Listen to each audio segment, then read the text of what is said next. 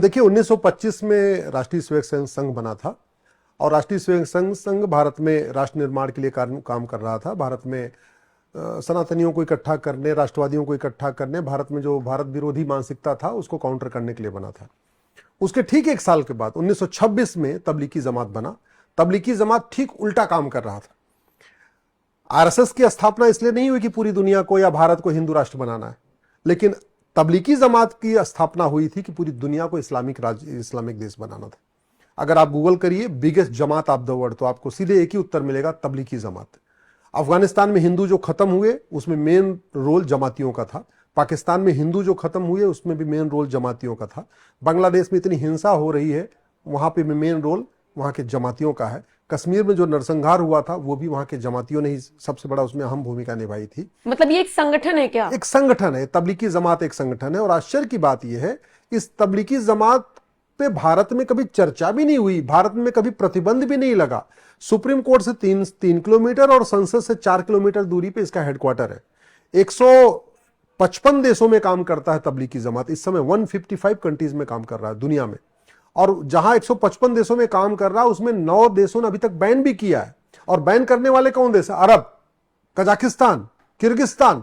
मतलब इस्लामिक कट्टर इस्लामिक देश भी इस तबलीगी जमात से परेशान है। इस्लामिक देशों को भी लगता है कि तबलीगी जमात हमारे यहां रेडिकलाइजेशन फैला देगा, हमारे देश के युवाओं को भटकाएगा, हमारे देश के युवाओं को कट्टर बना देगा। और भारत ने आज तक तबलीगी जमात में कुछ किया ही नहीं, आज भी कुछ नहीं किया। ये तो कोविड में वो कुछ थूकने वाला वीडियो आया, फिर वो वीडियो चला, फिर पता चला चाहिए तो तबलीगी जमात के लोग हैं। अदरवाइज उसके पहले तो लोग तबलीगी जमात को जानते ही नहीं। बिल्कुल सही बात। इतना साइलेंटली काम करते हैं, एकदम पूछे नहीं, एकदम पता ही नहीं चलेगा। और हर फील्ड में काम करते हैं। मेडिकल फील्ड में काम कर रहे हैं, लीगल फील्ड में भी काम कर रहे हैं, वकालत के पेशे में घुस गए हैं, बार काउंसिल में भी चले गए हैं, हेल्थ एसोसिएशन में भी चले गए हैं, मजदूरों में भी अपनी उन्होंने पैठ बना लिया है, किसानों में भी अपनी पैठ बना लिया। हर जगह ग्रेजुअली इवन पुलिस डिपार्टमेंट में अपनी पैठ बना लिया है, जुडिशियल सिस्टम में अपनी पैठ बना लिया है। भारत सरकार के एक भूतपूर्व विदेश मंत्री हैं, वो तबलीगी जमात के एडवाइजर हैं। आप खुद सोच सकते हैं कि कितने बड़े बड़े नौकरशाहों में भी पैठ बन चुकी है। और लक्ष्य क्या है तबलीगी जमात को? भारत नहीं, केवल गजवा हिंद नहीं, पूरे दुनिया को कन्वर्ट करना, ये तबलीगी जमात का लक्ष्य है। जब पूरी दुनिया कन्वर्ट होगी, स्वाभाविक सी बात है ये भारत भी कन्वर्ट होगा। मेरी जानकारी के अनुसार केवल चीन में इसकी दाल नहीं गल रही है, बाकी हर जगह बहुत तेजी के साथ काम कर रहा है ये संगठन, बहुत तेजी के साथ रेडिकलाइज कर रहा है। आप खुद भी सोचिए, आप जहां रहती हैं, आपको 15 से 20 साल पहले वहां पे लोग, छोटी छोटी बच्चियां आपको ये क्या जो सर में बांधती हैं, क्या कहते हैं उसको, जो ऐसे बांध दिया जाता है, वो छोटी बच्चियां नहीं बांधा करती थी। ये तबलीगी जमात का असर है कि छोटी छोटी बच्चियां भी बाकायदा वो सर बांध के, हिजाब बांध के निकलती हैं। ये तबलीगी जमात का असर है कि 20 साल पहले जो महिलाएं साड़ी पहनती थी या सलवार सूट पहनती थी, अब वो बुरके में आ गई हैं। ये तबलीगी जमात का असर है कि पढ़े लिखे लोग भी दाढ़ी बड़ी कर रहे हैं और मूंछ मुड़ा रहे हैं। ये तबलीगी जमात का असर है। मतलब प्राउडली अपने आपको जमाती बताने के लिए, दिखाने के लिए, हाँ, कि ये रूल्स फॉलो कर रहे हैं। डॉक्टर, इंजीनियर भी प्रॉपर टोपी पहनने लग गए हैं। ये तबलीगी जमात का असर है कि बड़े बड़े मतलब जजेस भी, वो भी बाकायदा फ्राइडे के दिन थोड़ी देर के लिए टोपी पहन रहे हैं। इवन कोर्ट के टाइम में दोपहर में निकल जाते हैं करने। ये तबलीगी जमात का असर है। तबलीगी जमात का जो नेटवर्क है वो पूरब से पश्चिम तक, उत्तर से दक्षिण तक है। भारत में 800 जिले हैं, ऐसा कोई जिला नहीं है जहां तबलीगी जमात साइलेंटली काम नहीं कर रहा है। और बड़े साइलेंट में स्लीपर सेल काम करते हैं, उस तरीके से तबलीगी जमात काम करता है। इसमें भी एक पूरा सिस्टम है कि भाई साल भर में आपको 4 हफ्ते के लिए घर से निकलना है, प्रचार प्रसार करना है। कुछ लोग 4 महीने के लिए निकलते हैं, कुछ लोग 4 साल के लिए निकलते हैं। अच्छा, पूरा जो तरीका वही है जैसे संघ में प्रचारक होते हैं, इनके यहां भी फुल टाइम प्रचारक होते हैं। संघ में भी लोग घर परिवार छोड़ के राष्ट्र निर्माण के लिए, देश के लिए और भारत के लिए काम करते हैं। ये लोग, इनके यहां भी लोग घर परिवार छोड़ के, उसमें कैटेगरी यही है, 4 हफ्ते के लिए, साल भर में 4 हफ्ते के लिए घर छोड़ के बाहर निकलना है, प्रचार करना है। कुछ लोग 4 महीने के लिए निकलते हैं, घर छोड़ के प्रचार करते हैं। कुछ लोग 4 साल के लिए निकलते हैं और कुछ लोग फुल टाइम निकलते हैं। तो ये जो नेटवर्क हो गया है, गांव गांव, छोटे छोटे कस्बे, वहां जा जाके उनको रेडिकलाइज करना, उनको बताना कि नहीं, तुम रहते भारत में हो लेकिन तुम्हें भारत का त्योहार नहीं मनाना है, तुम रहते भारत में हो तुम्हें भारत की भाषा नहीं बोलनी है, तुम रहते भारत में हो लेकिन तुम्हें वंदे मातरम नहीं बोलना है, तुम रहते भारत में हो लेकिन तुम्हें नमस्ते सदा वत्सले नहीं गाना है, तुम रहते भारत में हो लेकिन ये जो रामकृष्ण की पूजा नहीं करना है, तुम रहते भारत में हो लेकिन तुम्हें मजार पे नहीं जाना है, दरगाह पे। ये सारी चीजें धीरे धीरे धीरे करके वो एक तरीके से यंग जनरेशन को भी रेडिकलाइज कर रहे हैं, बुजुर्गों को भी रेडिकलाइज कर रहे हैं, जवानों को भी रेडिकलाइज कर रहे हैं, पढ़े लिखे लोगों को भी रेडिकलाइज कर रहे हैं, अनपढ़ों को भी रेडिकलाइज कर रहे हैं। अलग अलग तरीका है। जिस फील्ड जिस कैटेगरी को रेडिकलाइज करना होता है उस कैटेगरी के व्यक्ति को भेजते हैं। जैसे मान लीजिए कहीं पढ़ा लिखा वकीलों का क्षेत्र है, वकील बैठे हुए, तो उसमें उनका एक वकील जाएगा, वो सबको रेडिकलाइज करेगा। जैसे ये डॉक्टर वाला केस, जैसे डॉक्टर वाला, एग्जैक्टली। तो मैं तो कहता हूं कि जो 7 पकड़े गए हैं इनका आप narco polygraph brain mapping test करिए। जब तक आप narco polygraph brain mapping test नहीं करेंगे तब तक वो पूरा सच उगलेंगे नहीं।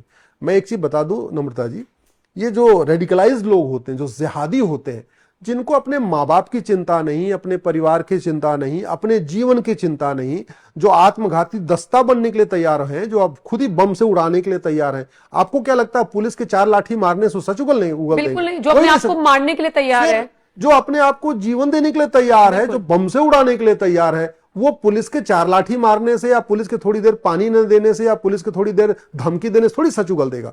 सच अगर निकलवाना है तो तत्काल नार्को पॉलीग्राफ ब्रेन मैपिंग कानून बनाना ही पड़ेगा। सच अगर उगलवाना है तो सुप्रीम कोर्ट को यह समझना पड़ेगा कि मानवाधिकार मानव का होता है, दानव का नहीं। और ये रेडिकलाइज्ड लोग मानव नहीं है, ये दानव हैं। हमारे सांसदों, विधायकों, मंत्रियों और जजों को समझना पड़ेगा भारत कितने बड़े खतरे में है। दुनिया के इस्लामिक देश तबलीगी जमात को बैन कर रहे हैं, दुनिया के इस्लामिक देश तबलीगी जमात के पीछे पूरा लगे हुए हैं, उनको आने से रोक रहे हैं। और हमारे यहां पूरा फ्री फ्लो दिया हुआ है। खूब वो जहां मन करते जलसा कर रहे हैं, जहां मन कर रहे हैं साइलेंटली जा रहे हैं, जहां मन कर रहे हैं घूम घूम कर रेडिकलाइज कर रहे हैं। और पुलिस कितने लोगों को पकड़ेगी? इस पकड़ने का तरीका यही है, आप एक को पकड़ो, उसको narco polygraph brain mapping test करो, 10 लोगों का नाम लेगा। उन 10 को पकड़ो, उनका narco polygraph brain mapping test करो, वो 100 लोगों का नाम लेगा। उन 100 को पकड़ो तो इससे आपको चेन मिलेगी, फिर आप पूरे देश भर में कार्रवाई कर सकते हैं। लेकिन इसमें सबसे बड़ी बाधा कौन है? सुप्रीम कोर्ट हमारा बन के बैठा हुआ। सुप्रीम कोर्ट ने 2010 में एक फैसला दिया, उस जजमेंट का नाम है Selvi versus state of Karnataka. उसमें सुप्रीम कोर्ट ने यह कह दिया कि नार्को पॉलीग्राफ ब्रेन मैपिंग तो हमारे फंडामेंटल राइट का वायलेशन हो रहा है। जबकि और किसका वायलेशन हो रहा है? आर्टिकल 20 का। आर्टिकल 20 जब ये बना था, जब ये संविधान बना था, तो नार्को नाम की चिड़िया थी नहीं, पॉलीग्राफ नाम का टेस्ट था ही नहीं, ब्रेन मैपिंग नाम की कोई व्यवस्था ही नहीं थी। फिर हमारे संविधान निर्माता कैसे कह देंगे कि जो कभी रिसर्च हुआ ही नहीं, जो टेक्नोलॉजी है ही नहीं, उस टेक्नोलॉजी को बैन कैसे कर देंगे? हमारे संविधान की शपथ लेने वाले सांसद, विधायक, मंत्री और जज अपना डेटा सुरक्षित करने के लिए आईफोन यूज करते हैं, लेकिन कभी ये नहीं देखते कि अमेरिका में कौन कौन सा कानून है जिससे हम लाके भारत को सुरक्षित कर लें। खुद सुरक्षित रहने के लिए पुलिस रखते हैं, और पुलिस के पास भी वो 50 साल पुरानी एक नाली और दुनाली बंदूक नहीं, पुलिस भी रहेगी और पुलिस साथ एडवांस हथियार चाहिए, बाकायदा AK-56 लेके साथ में पुलिस वाले चलेंगे। लेकिन देश असुरक्षित होता जा रहा है इन जिहादियों के चक्कर में, उन्मादियों के चक्कर में। जमात की पूरी घटनाएं बढ़ती जा रही है, जमातियों की संख्या बढ़ती जा रही है। इसकी चिंता हमारे संविधान की शपथ लेने वाले सांसदों, विधायकों, मंत्रियों, जजों को नहीं। क्यों?